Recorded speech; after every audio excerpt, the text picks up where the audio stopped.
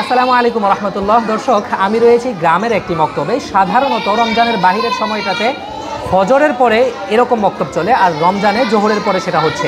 এখানে 3 বছর বয়স থেকে নিয়ে 10-11 বছর বয়স পর্যন্ত যে শিশুরা রয়েছে, ছেলে মেয়ে সবাই এখানে পড়াশোনা করছে। তারা স্কুলের ফাঁকে, অর্থাৎ স্কুলের বাহিরের যে সময়টা, সেটা স্কুলের পরবর্তী সময় অথবা স্কুলের পূর্বের যে সকালের ফজরের পরের সময়টা, সেই সময়টাতে কিন্তু তারা আলিফ বাতা থেকে নিয়ে একেবারে কোরআন শিক্ষা পর্যন্ত মৌলিক যে ইসলামের জ্ঞান, সেগুলো কিন্তু তারা শিখছে, মৌলিক মাসলা মাসালা সহ।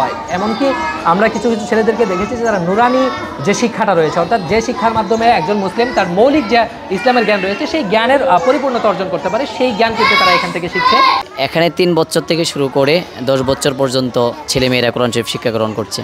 আলহামদুলিল্লাহ, তারা একবারে আলিফ বা থেকে শুরু করে পরিপূর্ণ শুদ্ধভাবে কোরআন শরীফ তিলাওয়াত শিখছে। পাশাপাশি একটা মানুষ দৈনন্দিন চলার জন্য যা কিছু প্রয়োজন, মাসলা মাসাইল, সবগুলো শিখছে।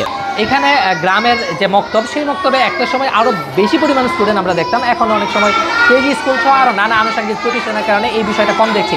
এই ক্ষেত্রে ফজরের পরের যে সময়টা, সেই সময় যদি আপনার সন্তান নাও আসতে পারে, অন্তত জোহরের পরে যে আফটার স্কুল মক্তব নামে একটা প্রচলন ইতিমধ্যেই শুরু হয়েছে, বা স্কুলের পরে মক্তবের মতো পরিচালিত কোনো প্রতিষ্ঠান, সেই সকল প্রতিষ্ঠান থেকেও আপনি আপনার সন্তানকে অবশ্যই কোরআন শেখাবেন, ইসলামের মৌলিক বিধান শেখাবেন। অন্যথায় আপনার সন্তান যখন দুনিয়াবি লাইনে অনেক বড় হয়ে যাবে, তখন দেখবেন সে দিন থেকে ধীরে ধীরে দূরে সরে যাবে।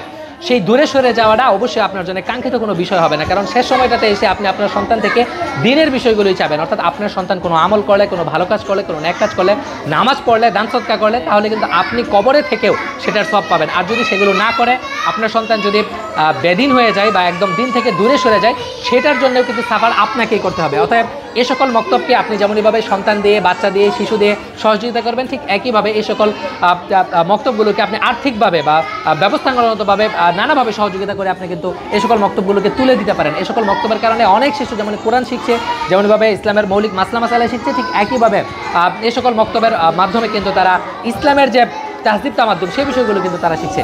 আমরা চাই আপনারা সকলে সার্বিকভাবে নিজ জায়গা থেকে এই সকল মক্তবকে প্রমোট করুন। আসসালামু আলাইকুম।